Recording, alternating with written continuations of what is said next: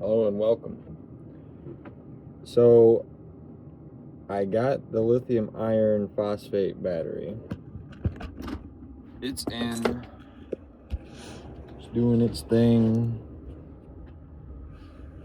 Got it hooked up to the controller.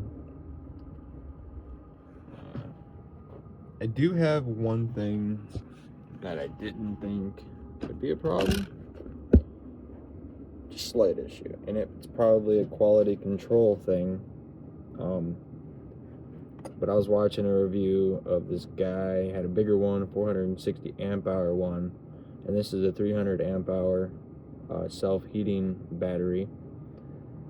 And he had this application called Overkill Solar.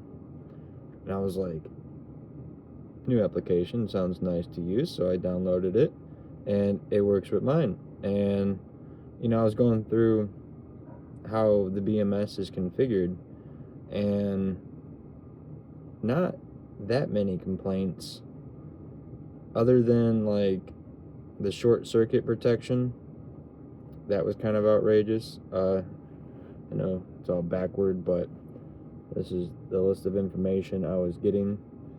And I guess like really the only thing that I have an issue with is that they don't send with an application, they don't give you any information on how to do this. And the way the BMS was configured was not up to par from what the research I was doing.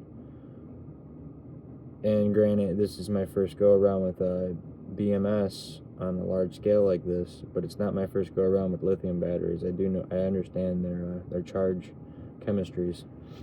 So with the power of AI, I reconfigured everything more or less because I accidentally messed it up. But the delta balance was set to 15 millivolts, which might not be an issue, but I didn't want it to be that outrageous. So I set it to 5, and then that threw me for a loop and changed everything up here. I had to go through and try to figure out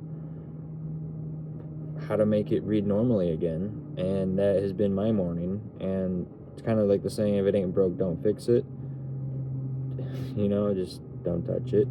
But it does kind of give you a level of understanding, and I don't know if this voids the warranty, but the way they had it set up from the factory,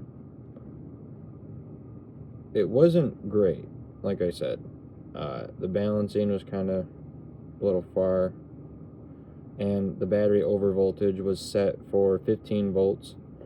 I didn't like that, so I just tweaked it down to 14.67, which I might have to tweak it a little bit higher. I don't know, but the under voltage was really kind of outrageous too. That was set to like 8.8 volts, so it would shut off at 8.8 volts, which is kind of stressing your batteries out. And the cell under voltage was set to 2.2 volts per cell. I don't know what these are rated for. I don't know how new they are. I don't know. They could have, I don't know, but I just didn't like that. So I went through and reconfigured everything, and I set it to 2.5 volts under voltage, and then it will release it at 2.6 volts.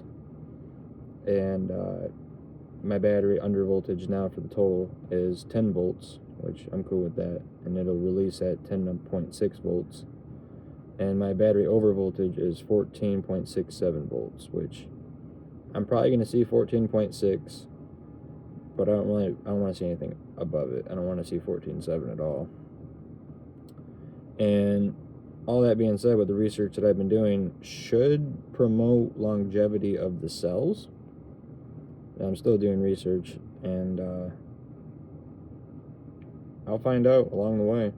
It's either going to break or it's going to work, but I'm just going through all these forums trying to figure out like what's right, what's not right. And lithium iron phosphates are just, they're in their own group, and I'm currently a novice at understanding how it works.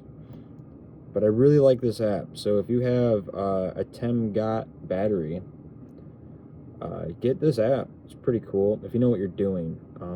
Don't recommend using this app and changing stuff and doing a whole bunch of crazy stuff, because it may or may not void your warranty. I don't know. Let me do it and waste the money. Okay, so don't mess with it, unless obviously you know what you're doing. So I guess that's all that really needs to be said.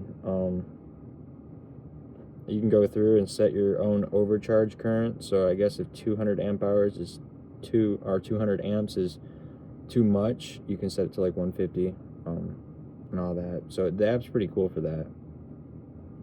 You can really and you can even turn it on and off with the app. And the app that they instruct you to get is this Temgot battery app one right here. There's a kid in the background, but yeah, it's a little Temgot battery app, and it's not the best. Highly recommend this Overkill Solar. Works pretty good.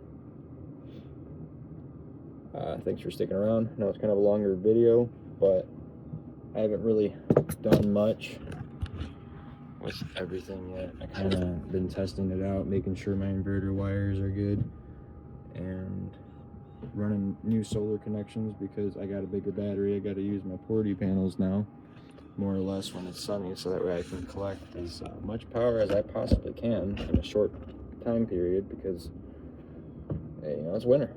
I can't do anything else. I got the 2 on the shed, and I got the 2 that I can kind of angle, and I can collect decent power. So I'm pretty happy about that. And if this continues to work out, I'll be happy with that too. But have a great day, everyone.